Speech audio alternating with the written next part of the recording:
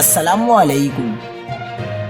کراچی والے ہوشیار، لڑکی نے بریانی دینے کے بہانے گھر کا صفایا کر دیا، واردات نے تہلکہ مچا دیا۔ تازہ ترین ویڈیوز کے لیے چینل کو سبسکرائب کر کے بیل آئیکن اور آل نوٹیفیکیشن پر کلک کریں۔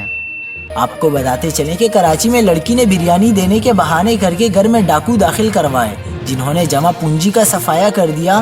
لیاقت آباد نمبر 6 میں 70 سالہ بوڑھی خاتون گھر میں اکیلی رہتی ہیں۔